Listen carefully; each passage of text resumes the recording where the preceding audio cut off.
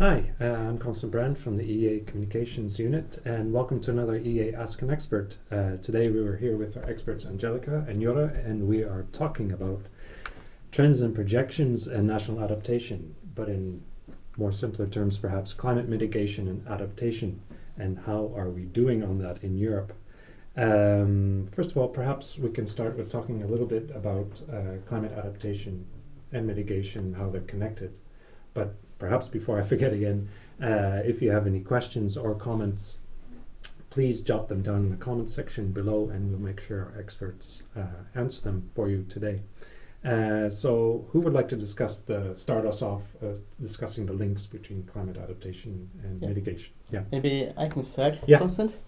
Indeed, I think climate mitigation and adaptation are two sides of the same medal, right? We see climate change is accelerating. September is the warmest month on record. October is the warmest month on record. So we know we have to take action both on mitigation and adaptation. Mitigation will always be very important. Every ton of CO2 we reduce, every ton of methane we reduce will limit the impact of climate change. But at the same time, of course, we know that the climate is changing and we have to adapt ourselves to the changing climate. Yes, it's just to complement this. Exactly, this is what we see in our everyday life. We already can feel the change. Therefore, the adaptation is essential. It's needed. On the other hand, without mitigation, we might reach some key points. After those, then it's questionable how to adapt. So we need to be sure that we succeed with mitigation. Therefore, we are also able to adapt in the best way. Mm-hmm. And just to point out, we just recently released two key reports in this area of work, our annual trends and projections report and a progress report on national adaptation, and we'll get to those in a sec. Perhaps we can start with the trends and projections report, Jora. What are the key takeaways from this year's report? Well, the three key takeaways of this year's report is I think we're back on a downwards trajectory for greenhouse gas emissions. In 2021, there was a rebound of greenhouse gas emissions linked to the post-COVID economic recovery. Well, in 2022, we're back on a downward trajectory with a 2% decrease of greenhouse gas emissions compared with 2021. The same decrease goes for energy consumption, and the renewable energy share increased in 2022. So that's good news. But at the same time, we know towards 2030, we recently adopted new targets for 2030 when it comes to greenhouse gas emissions, when it comes to energy consumption, when it comes to renewable energy, and we need to step up the effort to reach those targets in 2030. And maybe linked to that, a third key takeaway, it's time for delivery now. We have those targets in place. Now it's up to the member states to come with the policies and measures to reach those ambitious targets. Indeed. And what specific progress have we seen in terms of emissions and meeting the targets? Well, I think in 2022, according to our estimates, greenhouse gas emissions in Europe were 31% below the levels of 1990. The target for 2030 is 55% below the levels of 1990, so it's clear that we need to make a big effort still. At the same time, we know that the current policies and measures that were reported by member states in March 2023, well, they don't suffice to reach the 55% target. Those measures would only lead to 48%, so still a 7% gap with the target of 55%.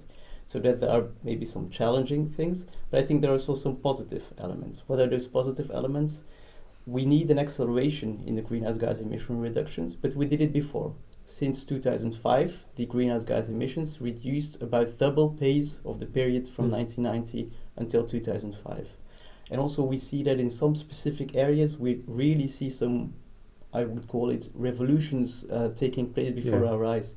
For example, solar panels in 2022, we saw an estimated increase of 28% across Europe of the solar panel deployment.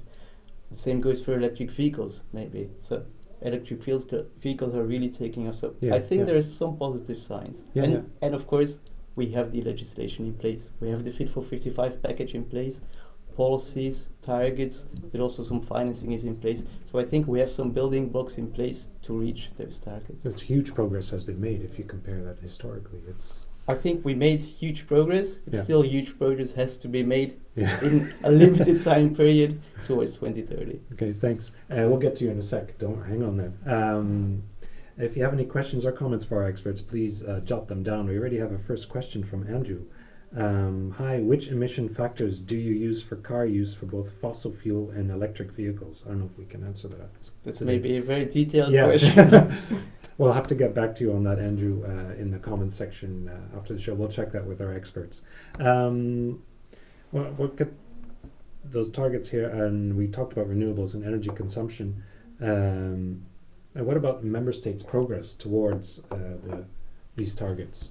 That's also an important question, of course.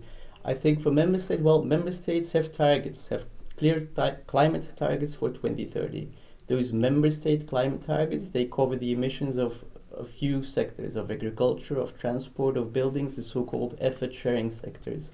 And all member states have targets ranging from minus 10% compared to 2005. Some other member states have more ambitious targets ranging to minus 50%.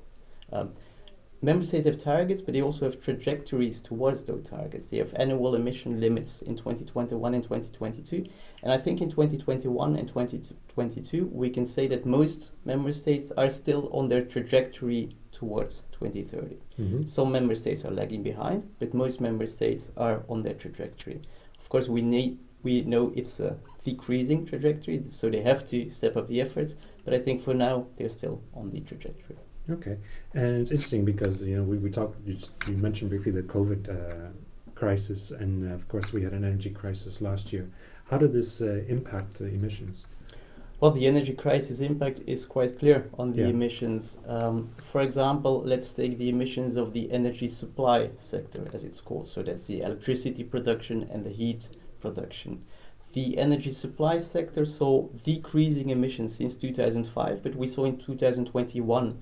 And according to estimates also in 2022, we saw an increase of the emissions. Why?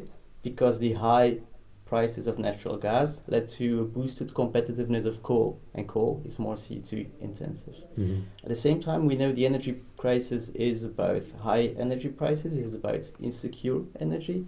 But in 2022, we also saw some very unforeseen disruptions for nuclear and for hydropower over the summer, linked maybe to climate change, to extreme weather events, and that also led to higher emissions from fossil fuels for the energy supply sector.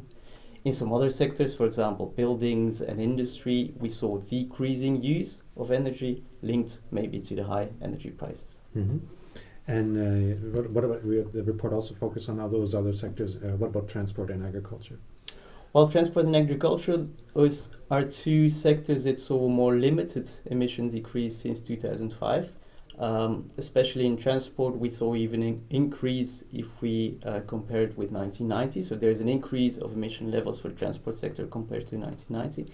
And also in 2022, we saw an increase of the greenhouse gas emission levels from the transport sector linked to the further economic recovery. And especially we saw an increase of the emissions of the aviation sector because the aviation took off in 2022. Okay, we'll get back to you on a bit more detail, but let's get Angelica involved here as well. National adaptation, another key important area of action for the EU, for Europe as a whole.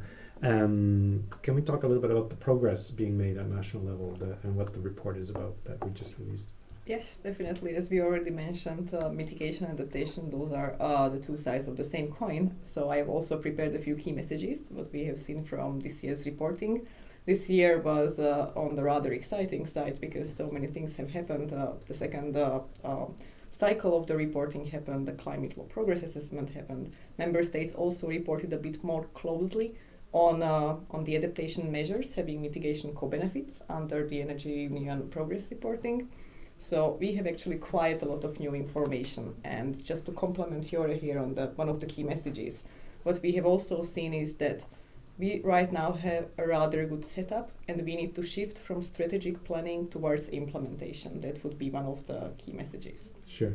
And perhaps people are not familiar, what our role, EEA, in these two key areas of mitigation adaptation. Perhaps you could start with what's this report, what does the EEA do on that? We're basically monitoring progress on adaptation measures. Yes, the EEA has a rather important role to kind of manage the whole reporting, which is defined by the governance regulation and by the European climate law. We closely collaborate with the European Commission but we also closely collaborate with the EU member states. We try to provide capacity building and trainings and support while the countries are preparing their national reports. And when those national reports are in our system, we need to set up obviously the system, so collaborate closely together with the IT colleagues. And then when we have the information, we need to check that information, we need to discuss with the countries some kind of open questions. And afterwards we do one of the really exciting parts, which is the assessment, just to see where we are on the trajectory. Yeah. If we are heading towards resilience in adaptation, Yeah, what kind of progress we are making. Indeed, and it's important what we've seen this summer and the last winter as well, the extreme weather events we've seen across Europe. I mean, what are the positive impacts in terms of the recent extreme weather events across Europe on adaptation? One of the tasks what we are doing here at the agency is to map the adaptation policy frameworks and how they are changing in time. Of course, we are looking into what countries we are reporting, and for example, we have seen that in the last 2 years, so between the 2021 and 2023 reporting, more than half of the countries reporting provided a new climate risk assessment. And climate risk assessments are like an essential and really important part to be sure that we are aware of the right risks. We know how the risks appear, where they are, how strong they are, how can we make the plans. The other interesting thing we have seen is that more than 10 countries have some kind of climate law or other legislation covering or addressing adaptation. And that's a huge shift because we are shifting here from strategical planning to obligations at the national level, which puts adaptation to a more crucial position. And last but not least, I think 9 countries reported a new adaptation strategy or a plan.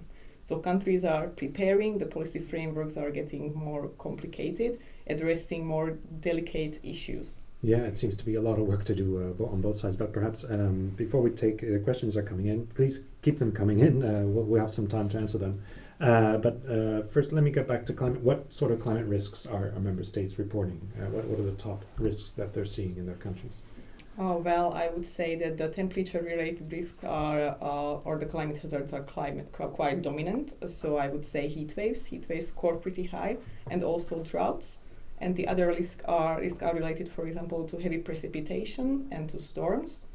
And these kind of risks are, for example, quite well covered in the EEA summer product on those issues. So if the audience has an interest to dive into the heat waves, to dive into the droughts, to dive into forest fires, flooding, storms, and health issues, I would recommend to visit that website. Yeah, thanks. The agency. Yeah, let's delve into some questions that are coming in.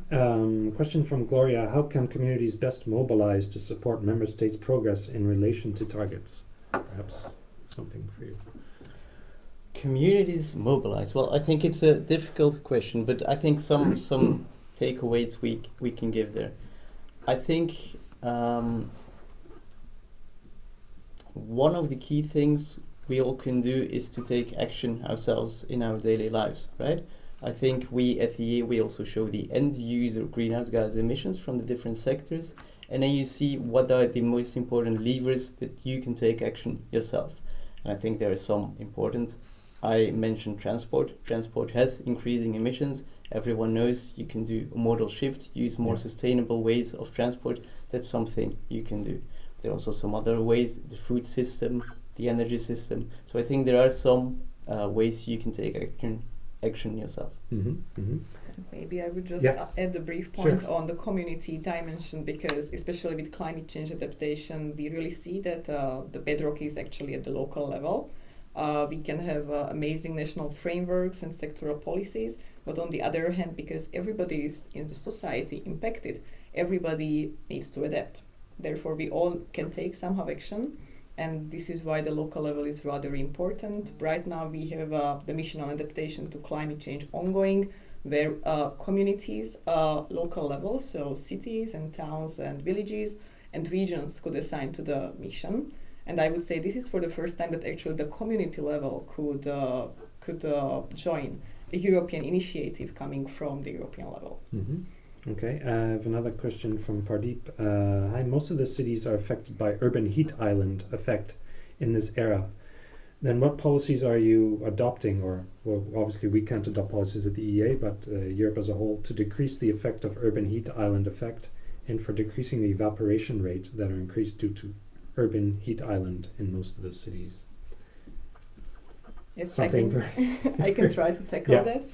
First, I think what we need to distinguish here is that we are talking about European level, Yeah. and it's really challenging to get European policies to the local level where the urban heat island is occurring.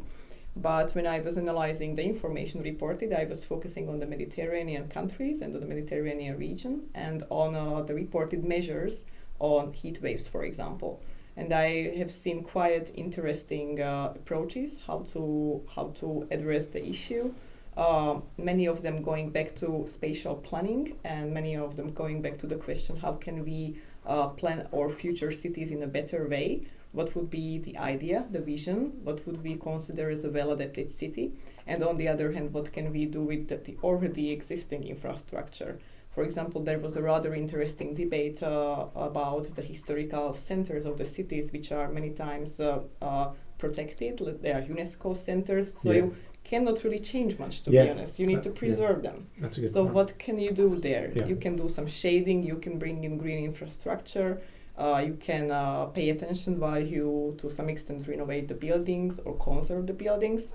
So some of the countries having this kind of heritage already addressed that in specific plans, focusing on cultural heritage and adaptation. So for example, you mentioned green, so planting trees can help, building parks, perhaps blue areas, ponds or lakes in city centers or nearby. Can Yes, help. definitely. If there is an access to open water surfaces, that Yeah. can help a lot.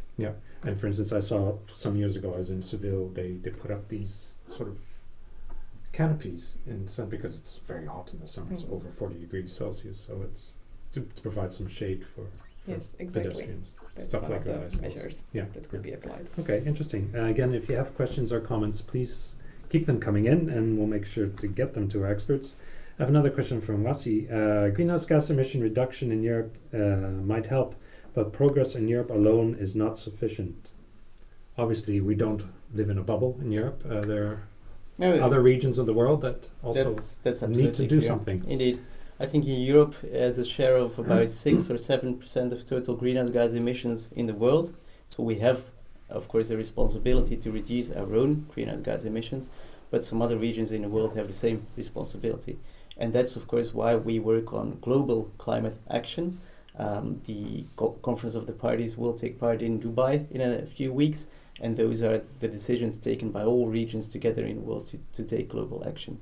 But at the same time, I think Europe is a leader in the global climate transition. We aim to be the first continent to reach climate neutrality in 2050. So I think we do take our responsibility as Europe to reduce our greenhouse gas emissions. Mm-hmm.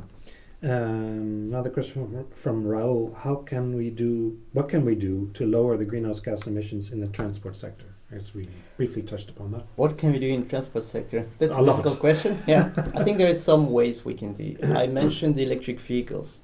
We saw electric vehicles. The sale of electric vehicles now amounts to 22% of all sales in Europe are electric cars. So that's something we can do because there's no tailpipe direct greenhouse gas emissions from electric cars. But it also goes a bit broader. We can move to more sustainable mobility because we have to think about mobility systems. Maybe we can work more from home. We can think about having other holiday destinations, or we can use the bike more instead of other transport modes. So I think we have to have a broad idea of the mobility system, and then I think everyone can take actions in this sector. Yeah, good point. We have another question from Tad. To what extent are you assessing the urban health co-benefits of climate mitigation initiatives? And does any of this monitoring relate to mental health and well-being? Well, I think in our report we focus on the headline targets, so it's more on a larger scale, so not as detailed as those very interesting points. Some of our other experts do deal with the health impacts of climate change as well, and we can send you links to our recent reports on that. And we also highlight inequalities when it comes to tackling the challenges of climate change.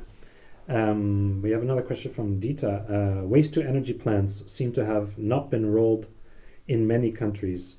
It seems more technologically evolved in some geographies than others. So, for example, I was talking a little bit about biomass. Is the technology not as developed as it needs to be in each country? Is there a reason for this? Waste to energy plants, how much do they emit? I think it depends a bit from country to country if they can invest in waste to energy plants and indeed use biomass or waste biomass as a source. For example, we are here in Denmark. Here in Denmark, district heating with some biomass and with some waste streams is very important. While some other countries, they don't really have the opportunities to invest in those kind of very big systems, and they can use other kinds of approaches.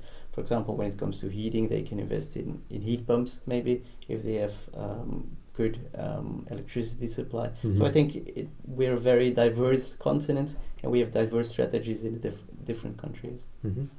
And perhaps we could talk a little bit about the process, how we put these reports together, because we're talking about a lot of data from how many countries? I mean, it's not just the EU countries that we're covering here as well. Yes, I think it's important to mention that we have the EU 27 reporting. It's based on the legislation that's they tasked to do. But we also have the EEA member countries providing to us voluntary information, for example, on adaptation. This year we received voluntary reports from Iceland and from Switzerland, and we are in close touch with Norway, for example.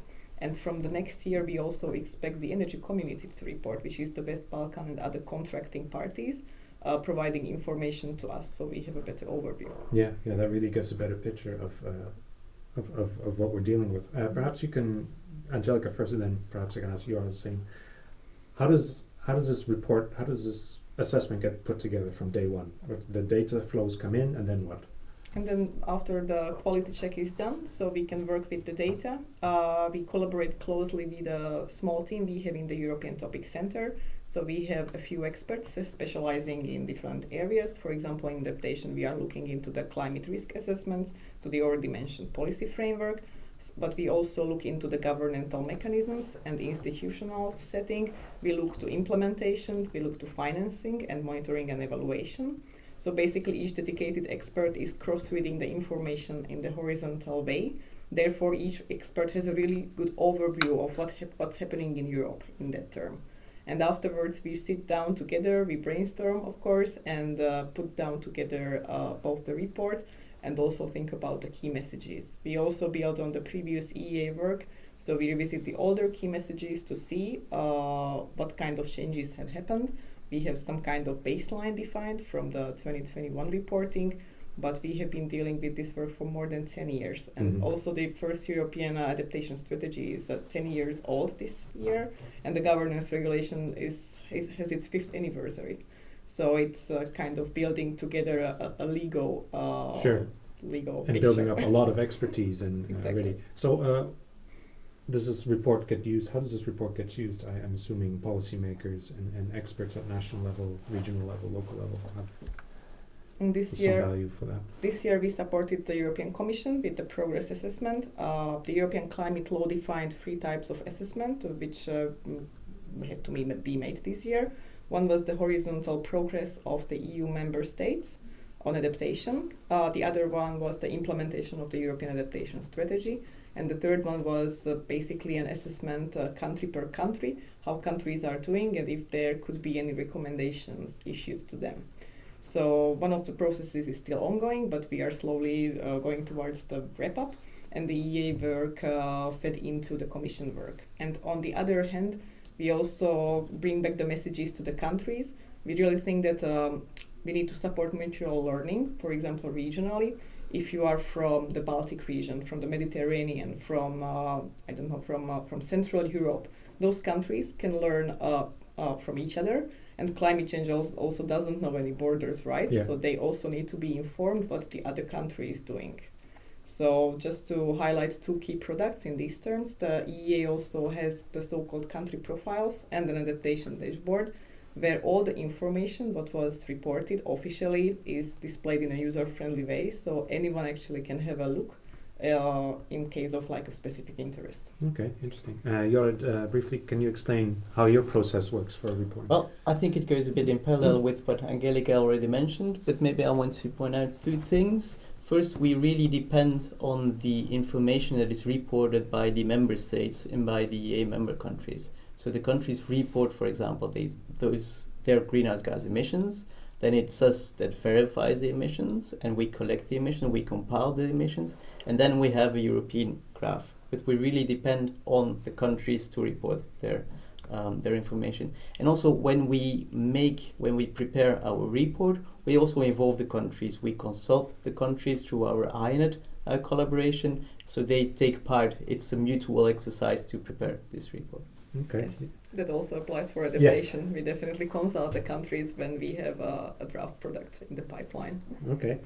Just one last question about electric vehicles. Are electric vehicles likely to be overtaken by hydrogen-fueled vehicles, and how quickly is this evolution likely to happen? Not sure if you can comment on that directly, but...